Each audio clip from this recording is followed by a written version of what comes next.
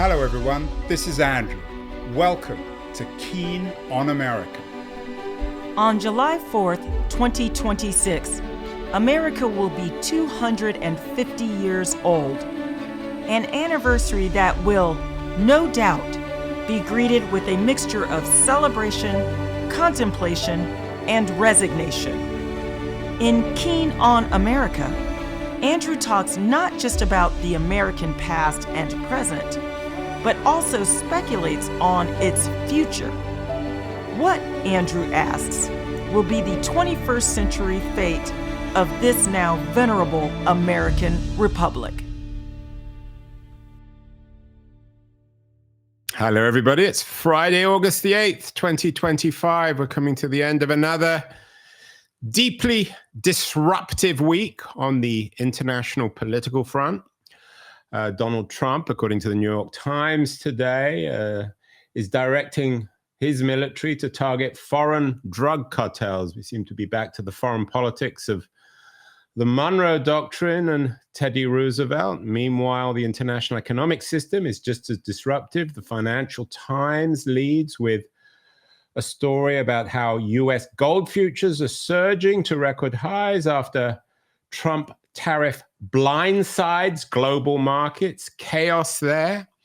There's chaos in international politics. Donald Trump is trying to get rid of Intel's CEO because apparently he's too close to the Chinese government.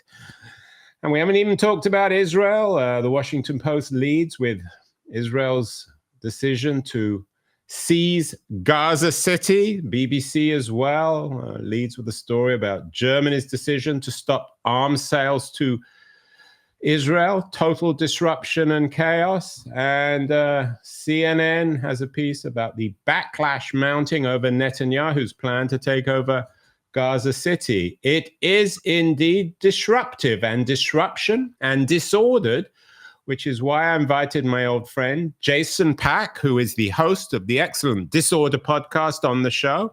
Jason has been talking about the end of the days of coherent international coordination. We live in a disordered world, and he has become, I think, the prophet of disorder. He doesn't celebrate it, but he understands it. Hello, Jason. Lovely to see you back. Great to see you back, and thank you for such a kind introduction, Andrew. Yeah, well, I've set you up, Jason. Total disorder. Is it a particularly disordered week, or is this just one more week in the new age of global disorder? I wish I could say that this was somehow abnormal, but it's just one more week in the age of global disorder. We have these different tracks, the geopolitical track with Israel, Gaza, Ukraine, Russia. We have the climate change track. We have AI and tech, and then the tariffs and the bizarre blowback, and how all these things are interacting with each other and reshaping the global economy and global geopolitics without any adults in the room shepherding that transformation. That's what disorder is. Well, there are adults in the room, although we may not like them. Donald Trump. Is this increasingly becoming Trump's world? I mean, you and I are no great fans of Trump. I don't suppose most of our audience are either. But is he getting what he wants? He's never been shy to celebrate the kind of disorder that concerns you so much. Yeah, I think that those pundits like you and I who are on the center left but like to call a spade need to admit where Trump has actually succeeded in doing what he wants. Because there is a thing where people love to say, oh, he failed. Oh, his dropping the bunker buster bomb on Iran was a failure. It didn't deter them. But the answer is no, it's not a failure. It did bring the Israeli-Iran 12-day war to an end. It probably saved human lives in Iran if the Israeli campaign had continued. And when it comes to global trade, Trump managed, despite the chaos of announcing tariffs, then having a 90-day pause, then putting them on Canada, then taking them off Canada. He now has his tariffs on, and he's had the EU, Japan, South Korea, and now India beat a path to the White House to negotiate terms which are actually favorable to the U.S. I don't want to live in this new world with tariffs, but Trump has largely achieved his aims, not in a coherent way, but you might say that the chaos was a feature for him. So we are in a position as commentators to have to say, yes, Trump has gotten his way on many domains. Is that because, some people might argue, because anyone who runs the US government can do it because of American military and political, and above all, perhaps economic power? Or is it because he has his own bizarre kind of talent for disorder? It's both, but you're exactly right. We always knew that the US had tremendous economic, political, and military leverage, but no one ever tried to use it so ruthlessly and haphazardly. And Trump does both. And it turns out that the American economy, although only about 1.8 times as large as Europe's, has 5-6 times the global leverage. So he's able to wield that. And then when it comes to tech, Europe doesn't have a major $1 trillion tech company the way that the US has 3 to 5 of them, depending on how you count. And therefore, that gives tremendous leverage. And Trump also is willing to push buttons and threaten to not give aid to Ukraine, threaten to not do intelligence sharing. And maybe by the time this airs on my podcast on Thursday, the 14th this is going out. But just to be clear, this is going out today on Keen on America, August the 8th. And I think it'll go out next Thursday on the 14th on Jason's Disordered podcast. Exactly. And what I was going to say is that by the time it goes out on Disorder and you, the mega orderers, are listening to this, it's possible that Trump will have had a one-to-one with Putin, which has been announced. And that one-to-one, although I wouldn't counsel it, is very much what Trump wants, because it's cutting the Europeans and NATO out of high-level bilateral symmetry. So he is both disordering and he's achieving his agenda, whereby he's the swing player that says some things that are favorable to Mark Rutte and NATO at the NATO summit, and then to Zelensky at another time. Then he humiliates Zelensky in the Oval Office. And he has made himself this swing player and mega disorderer in chief on the international scene. Janan Ganesh, a counterintuitive writer on the FT, wrote an interesting piece, one of his op-eds earlier this week, talking about what he calls the high summer of Donald Trump. Is Trump having a good summer, Jason? Well, I think domestically he's doing very poorly, because the Epstein conspiracy is not going to go away, and his attempt to distract from it and his very paradoxical statements make him look more guilty and culpable, and that he's covering up something, than if he said nothing at all. So domestically, he's being hurt by Epstein. He's being hurt by attacking Jerome Powell and raising inflation expectations. But internationally, he's achieved a lot. Again, I don't like to say that Trump did something good, but when we go back to the bunker buster and we go back to ending the Iran-Israel 12-day war, you have to say chapeau. He achieved something there. He's also turning against Netanyahu in some ways and criticizing him. And it may be that he will finally push Bibi to scale back in Gaza and to let more humanitarian aid in and to change Israeli military plans. So he is doing stuff internationally also on tariffs that I didn't think he was going to be able to achieve. So this might be the high watermark of, American hyperpower in terms of Trump's irrational ability to assert his will on a lot of things geopolitically, while his approval ratings in the US at their lowest ever, because he's managed to piss off a lot of MAGA Republicans. And that's an interesting paradox, isn't it, Andrew? Yeah, I mean, I tend to think that often this stuff is grasping at straws by progressives and liberals, because they're never going to vote against him. So I'm not convinced that he's doing badly on the domestic front. I mean, one second. Marjorie Taylor Greene says that Gaza is a genocide, and other MAGA people say, show us the Epstein list. It's not clear that pissing those people off while also turning Elon against him isn't going to be seeding quite a headache for him in the 2026 midterms. We will see. One of the things that strikes me talking to you about this, Jason, is we have such remarkably short, you don't, I hope I don't, but most, certainly Trump and this world has such short memories. I mean, we've forgotten about Iran. I didn't even bring it up in any of the headlines. We haven't forgotten about Ukraine, but it seems to be always the second or third story. We didn't lead with any stories about Ukraine or Putin. Has Trump successfully imposed, shall we say, his own ontological version of the world, where every day is a new story, a new crisis? It's a social media, reality television, episodic ontology, where something seems really important, like the bombing of Iran one day, and then the next day it's entirely forgotten and replaced by something else. Yes, I think that nails a key feature of our disordered world that Trump grasped in 2016 and that he has perfected more than any other politician, which is that if you own a 24-hour news cycle, you can constantly set the agenda, where one day the agenda is about drug cartels. And then the next day it's about deporting illegal aliens and immigrants. But then the next day it's about this great foreign policy success and I should get the Nobel Peace Prize. And when he doesn't get the Nobel Peace Prize and the foreign policy success never materialized, all of a sudden the agenda is on something else. And it's that ability to captivate not just his base, but the global public media, including the BBC and Le Monde and maybe even Russian media, to the thing that he wants them to be talking about, which is genius. And I think that this allows the real issues to fall through the cracks. I'm a keen listener, pun intended, to Keen on America.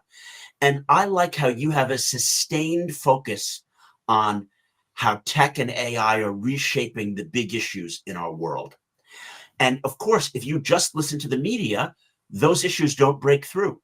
So I want to ask you, with the way that AI is progressing by leaps and bounds, what do you think that mainstream media, as well as you and I, should cover about how this historical moment is being missed in terms of focusing on the regulation of the new economy and the new brave new world of AI that we're entering into? Yeah, well, thank you so much, Jason, for such a generous compliment.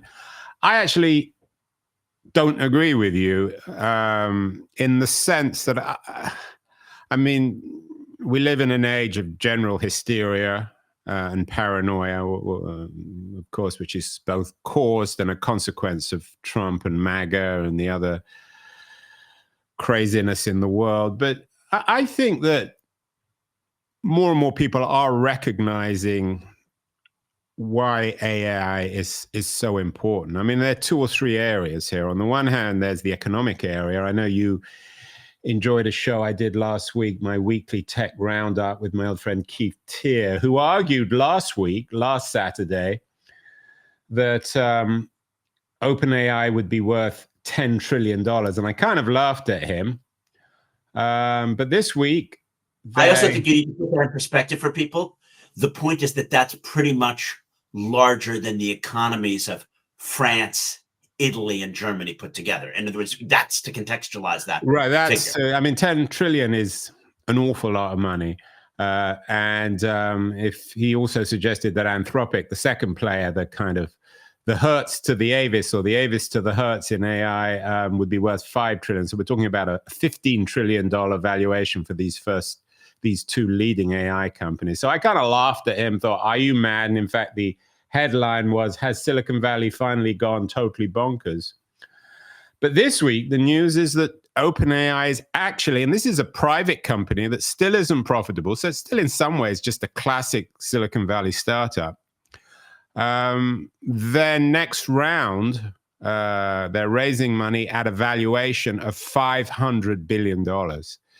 So they're already 10% of the way, or certainly they're 5% of the way to their $10 trillion valuation. And they still don't really have a coherent, we're not entirely sure what their business model is. So this is not just fancy. So on the one hand, the economics of this are real. I mean, we're talking about maybe not trillions, but certainly billions of dollars being poured into this industry. We're seeing the way in which it's changing the nature of work. I was with my son this previous weekend in New York, And he's not a big AI fan, but he told me a lot of his friends are increasingly 20-something friends, NYU graduates, are increasingly obsessed with building relationships with their AI, getting advice on everything from career to their love lives, and it's changing everything. So I think that AI is profound, but where I would disagree with you is I think people recognize this. There are more and more books. In fact, there are too many books on the dangers of AI. So I don't think that this is being ignored, but it is for real. That's in for our sure. global policy agenda, though, Andrew. Yes, the commentariat and young people understand that AI is going to change everything from how they work to what they masturbate to. It's going to change everything. But what isn't happening is a coordinated policy between the US and our allies in Europe, or between China. I got to jump in here, Jason. I'm not sure we allow the word masturbation on Keen on America. Do you allow it on Disorder? All words are allowed on Disorder. I'm teasing you. You slipped that one in to be even cruder. But yeah, go on. The question is the coordination. My thesis of the Enduring Disorder is not that people are missing AI or climate change as issues. They know they're issues. They know that in 2050, our kids are going to be living in the world that climate change and AI hath wrought. The thing is that as Trump is busy throwing his weight around and reshaping the global economy vis-a-vis tariffs and intervening in Iran and whatever, he's not shaping how AI is going to play out. That's busy happening between some investors in New York and Silicon Valley and how the Chinese are competing with it. There is no new kind of international diplomacy in that space. And that makes me think that we're like in a 2 or 3 tracked world where what's happening at number 10 and in the White House and in Brussels isn't even bearing upon these most important issues that are being dealt with in boardrooms in San Francisco and Manhattan, right? There's just no connection there. Again, I'm not sure I completely agree with you. I think that Trump has been very influenced by Silicon Valley investors, entrepreneurs, thinkers. I mean, he was obviously close to Musk. Now he's much closer to Sam Altman. Sam Altman has benefited from the bust-up between Musk and Trump. And I think that Trump has put his muscle, if that's the right word, or certainly his theatrical muscle behind the idea of America as an AI superpower. And I think that may explain, for example, the headline today about the Intel CEO. Of course, Intel make computer chips. They're not quite in the NVIDIA league, but they're extremely important.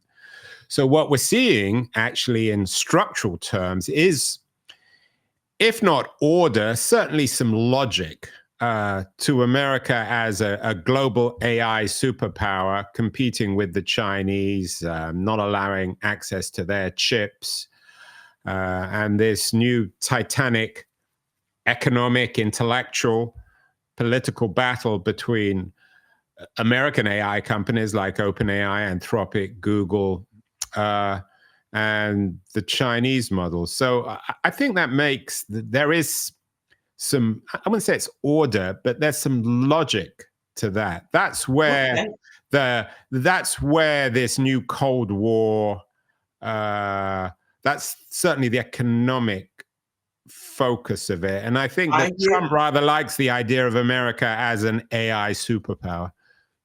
I agree with everything you said there. He does like the idea of America as an AI superpower, and he loves the idea of a race, us versus China.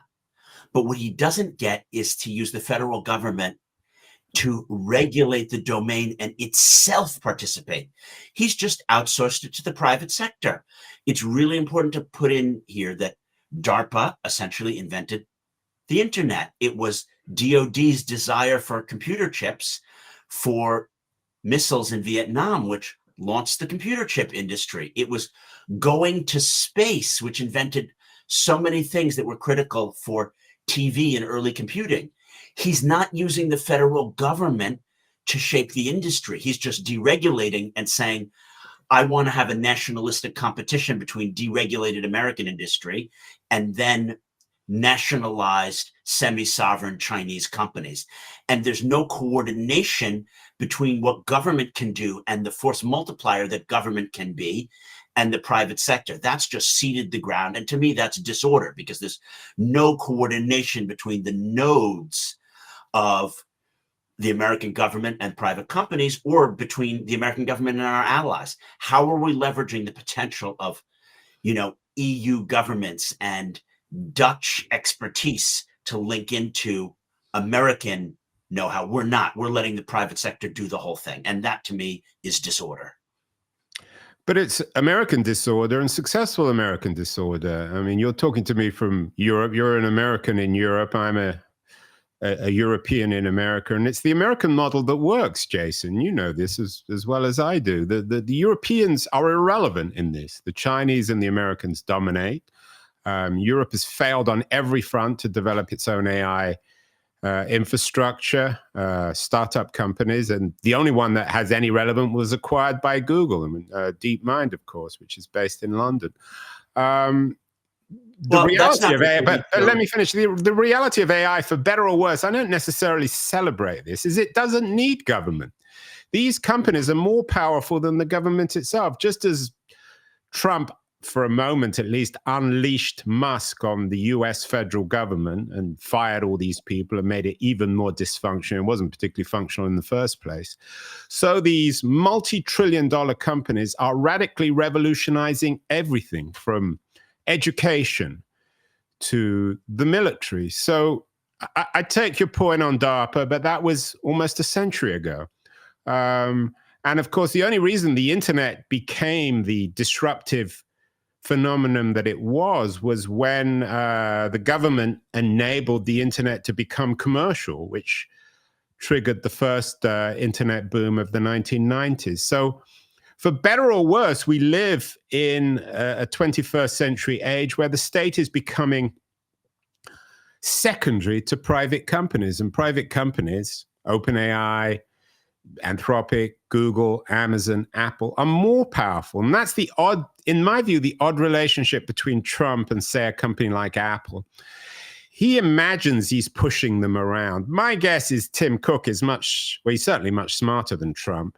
And actually, ultimately, it'll be Apple pushing Trump around, because companies like Apple, which are worth several $1 trillion, or Nvidia or Microsoft, I think they're both worth about $4 or $5 trillion companies, are way more powerful than the government itself. So that's the new reality. Maybe it's a disordered reality, but it's one we have to accept.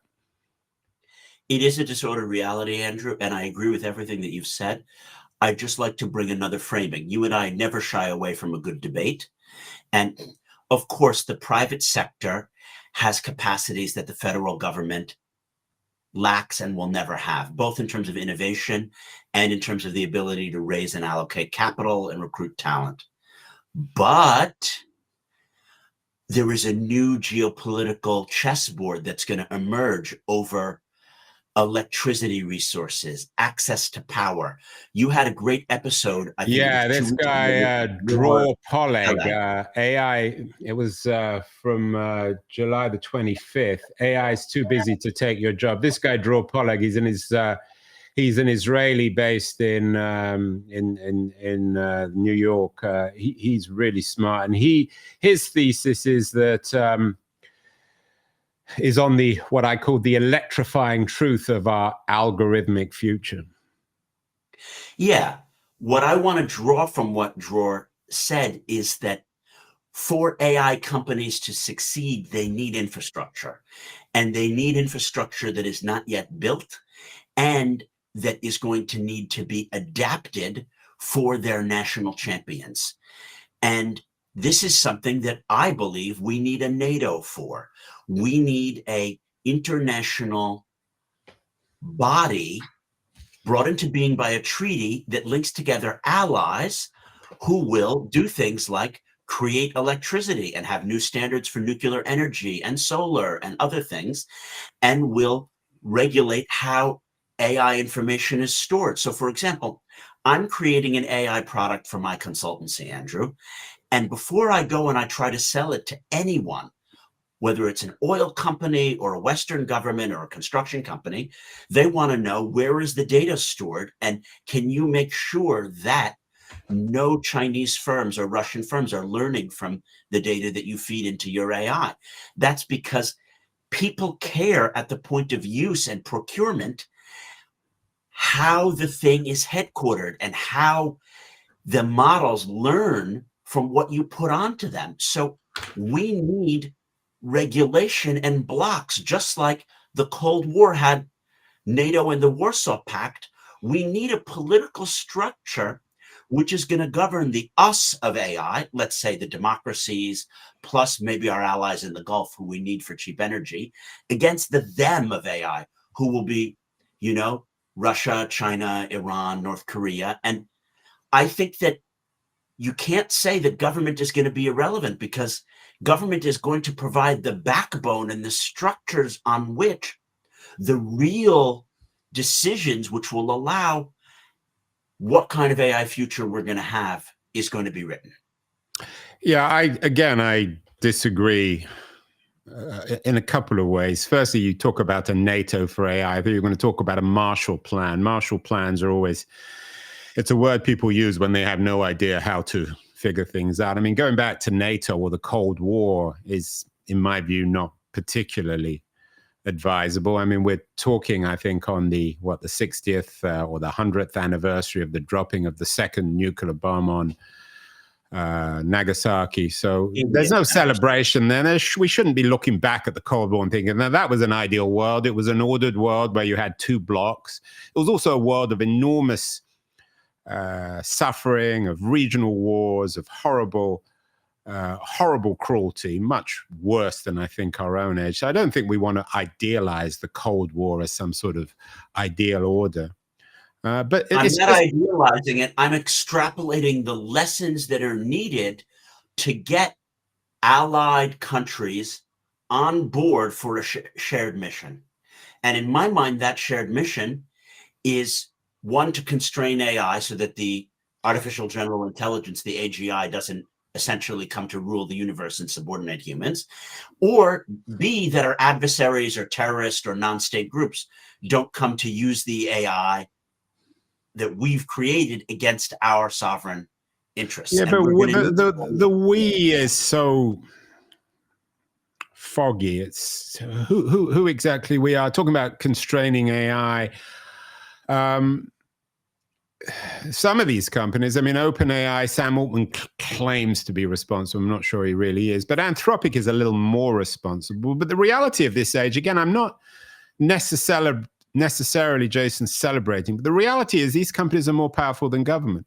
Government can't constrain them. So the only way we're going to be able to constrain AI is through these companies. European governments have become more and more marginalized because their only expertise is in saying no to American or probably Chinese technologies, which make them more and more marginalized in the world economy. Let me finish. When it comes to the military stuff, we have companies like Palantir, which are essentially colonizing the old military industrial state, Eisenhower state. Now it's become the Silicon Valley industrial state. So we just have to come to terms. There is no Marshall Plan. There is no NATO. The reality of the 21st century, particularly when it comes to AI, are these dominant private companies, multi-trillion-dollar companies, where government becomes more and more marginalized. It's possible, I guess, if there's some terrible event, a war, an invasion from overseas, an environmental catastrophe. But at the moment, government is secondary. I'm not sure government is completely secondary, because it provides the electricity infrastructure and legal infrastructure on which these platforms sit. It's a classical Adam Smith public good issue.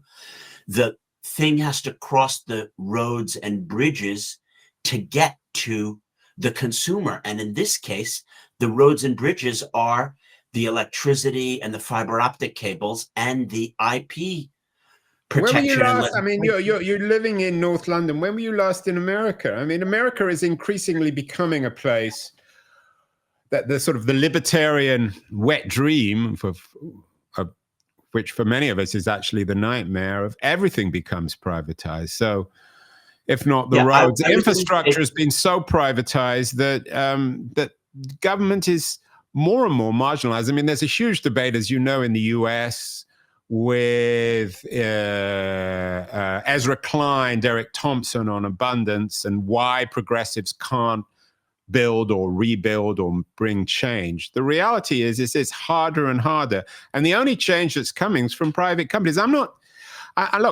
me be clear. I'm not celebrating. I'm not saying this is a good thing, but this is the American model. This is why America is so strong. This is why, and this is a feature of our Trumpian age. He's playing off it and he's compounding it. You and I are reading the map the same. We both see the underlying conditions. I want to expand on what Ezra Klein and Derek Thompson write in Abundance, which is that government working, whether it's through public-private partnerships or working with national champions, and those national champions will be firms like Palantir and OpenAI, or potentially Google, or in European cases, ASML, or you mentioned DeepMind. Well, DeepMind's owned by Google. That's the tragedy of the European model, or the lack of model in Europe. It can still be a national champion. It can work in a synergistic way. Keir Starmer had a symposium in West London a few months ago where he said, we are going to create 1 million AI-powered jobs in the UK. He's failed on a lot of things, and he's driven a lot of wealth out of the country, and I'm quite disappointed. He doesn't need to fail at that, Andrew. There is every opportunity to leverage the universities at which the UK excels, the English language, the diaspora of the subcontinent and of Eastern Europe, two places where there is a lot of coding knowledge, and London as a focal point to create the jobs of the future and have the British government seed and leverage its power to shape how that comes into being. Government is still going to be very important. And that's why I mentioned Dror Poleg, because who do you think is going to be creating the electricity and governing how the data flows back and what constitutes IP theft? And the answer is government. It's wishful thinking. I mean, Google now is pioneering the development of nuclear power, and we'll see the reappearance, my guess is, of nuclear, and Dror is really good on the importance of power in this AI revolution, because that's what's essential if we're to get it. It requires enormous amounts of power. But again, it's all privatized. You mentioned Starmer. Starmer and Biden are pinups, or it's the wrong words, the reverse of pinups. They're examples of the old world, of falling back on government that doesn't work. I mean, Starmer is incredibly unpopular in the UK. Biden's presidency was a profound failure, which enabled Trump. The problem with the left, and this is what Klein and Thompson, this is why their book triggered such an interesting, or is triggering such an interesting debate, is that we cannot go back to the old New Deal world that we took for granted. But it's not clear what the alternative is. The alternative is not just traditional government, but progressives don't want the Trumpian alternative of a kind of a Darwinian private system, a Randian world where private companies like OpenAI and Anthropic control government. So what's the third way? And it's still not clear what it is. That's why, in my view, progressives in the left are in such crisis. That reflects why Starmer still looks, to me at least, like a deer in the headlights. He doesn't quite know what to do because he's been brought up on the thesis that you're articulating of government, of traditional government, which no longer works. Plus, there's the issue, of course, of tax and resources, which has stymied and undermined his regime. So for me, he is a symptom. Starmer is a particularly good symptom of the crisis. Yes, Starmer is a symptom of the crisis, and the traditional left, as well as the center left that he represents, have failed to articulate the new vision. But going back to Thompson and Ezra Klein, it doesn't mean that that vision can't be articulated. It's going to be one of public-private partnerships of a NATO for AI and electricity generation and green energy, whereby government is going to provide not necessarily subsidies, because those don't always work, but incentives and force multiplication to do things like China has done, to seed new industries. The reason the Chinese got there first on solar panels is because government is still very powerful to get stuff done, and when it's working with the private sector. That's how the Chinese can build high-speed rail, thousands and thousands of kilometers of it, when we can't even get from Sacramento to San Francisco. So you can't just say, because we're failing to achieve the potential of government, that we have to live in a libertarian chaos. No, the Chinese, as well as to some extent the Danish, provide a model of things that we can be doing. Wow. Hold on. Firstly, putting the Chinese and the Danish in the same bucket, I'm sure a lot of Danes now have switched this thing off. We've lost all our Danish listeners, Jason. I always make a joke about the Danes, because we always want to, when we have these kind of debates, we always in the end say, well, why can't we be like the Danes? Because even the Danes aren't like the Danes. But your point about the Chinese is really interesting. You talk about public-private partnerships, which sounds like a McKinsey white paper. There's no private-public partnership in China. China is an authoritarian regime dominated by an incredibly strong autocratic party. We did an interesting show on Xi Jinping this week about his father and his tough upbringing. There is the Chinese model. You're right. That is an alternative, but it's not a public-private partnership. It has aspects of it, though. Well, Andrew, not really. It's a top-down authoritarianism. The reason why China built all that electric rail is because the government determined that that was the right thing to do, and they did it. So, but it's not the government that's directly building it. I will guide the listeners to an episode of Disorder that I did with Zoe Liu on the oversupply in the Chinese economy. The way that it works is things are decided at the Politburo level, and then at the regional level, monies are given to various private firms to build the factory, make the solar panel, build the rail. And there is a private sector that competes. It competes in a corrupt way for patronage from local government, from semi-sovereign banks. But it's not as if someone in Beijing in the Soviet style causes the factory to be built. They do some things that interface between government and a kind of entrepreneurship. And this may cause oversupply in solar panels when a bureaucrat decides we need 2 gazillion solar panels next year, and those subsidies trickle through to the provinces to build them. But there is an interplay between what Deng Xiaoping wanted, which is an unleashed private sector, and centralized Stalinist Politburo style planning. And there's a lot we can learn, because the state of California is an example of a broken system of that interface. And I mentioned Denmark, not that Denmark is a perfect model. There are some things that work better in the Netherlands, for example, whereby government can work with its national champions and private firms to build rail and roads and fiber optic cables cheaper and better than they can be built in California and New Jersey.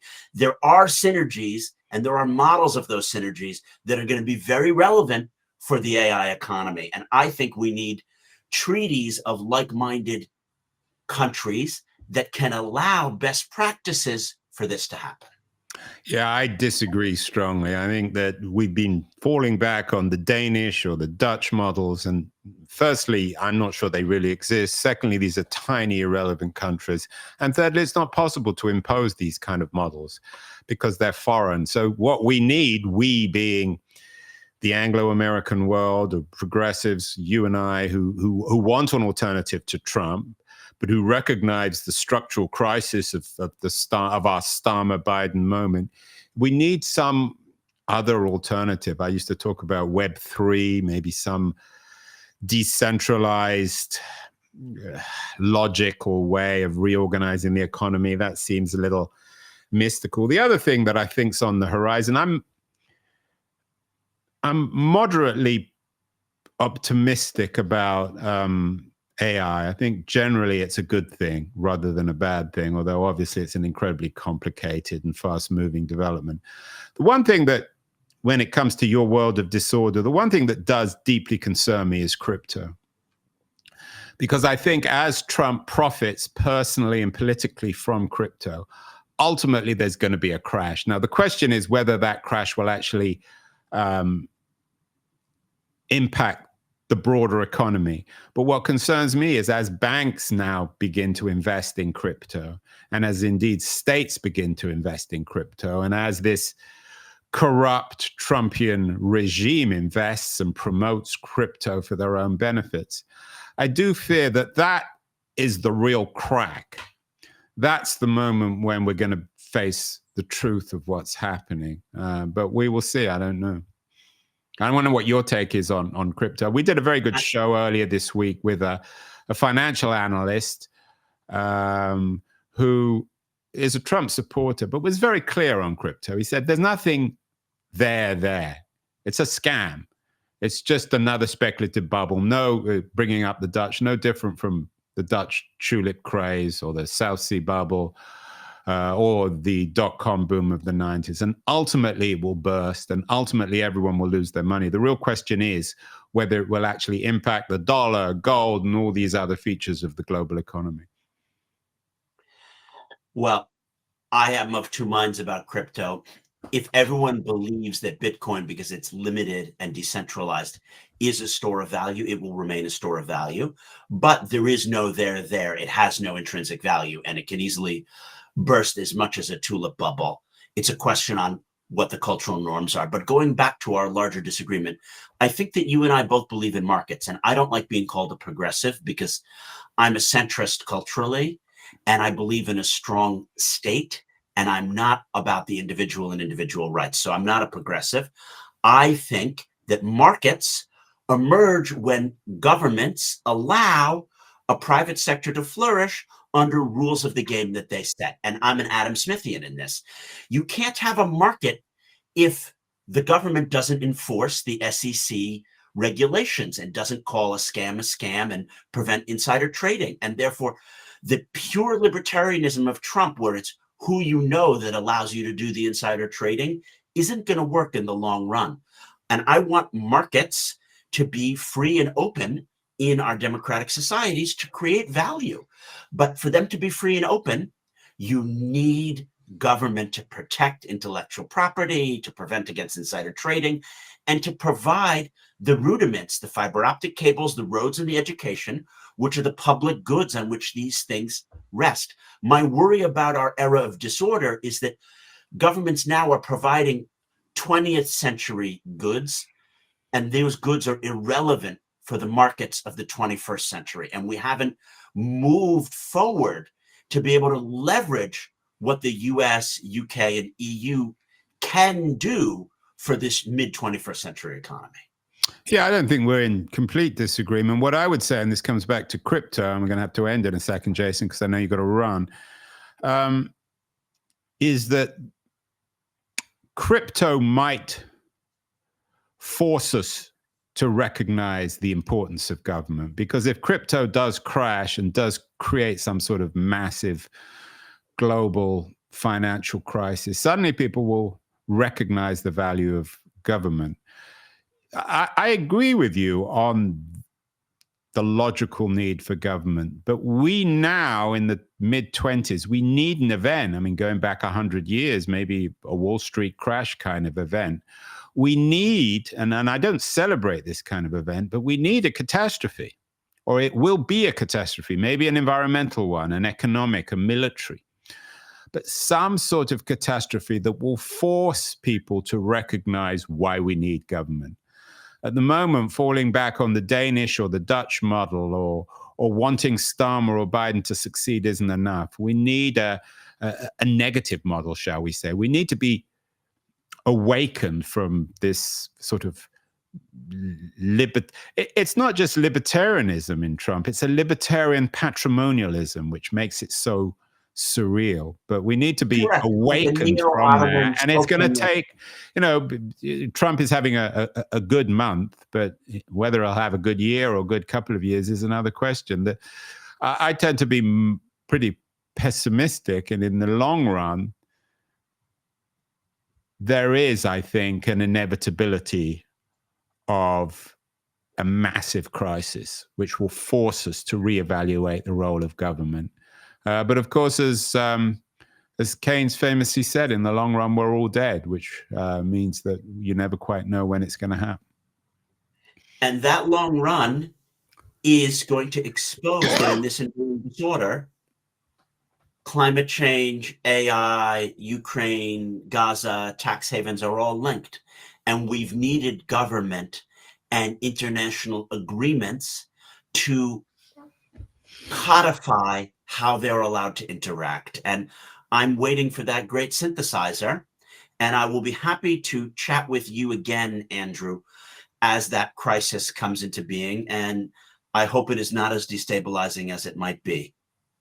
We will see, Jason. Thank you so much for putting up with my interruptions and my aggressive manner of conducting this conversation. You're always a good partner, a good friend, very open-minded. It's always an interesting conversation. As I said, your Disorder podcast for Keen On listeners is essential listening. Anyone who likes Keen On will enjoy Disorder, and I hope vice versa. Wonderful to talk, Jason. This is going out today, August 8th on Keen On, and then we'll go out on the Disorder podcast next week. We should do this more regularly. We'll talk again in the fall. Keep well, Jason, and keep doing your good work. Thank you so much. Well done. Talk to you soon, Andrew. Thanks. Bye.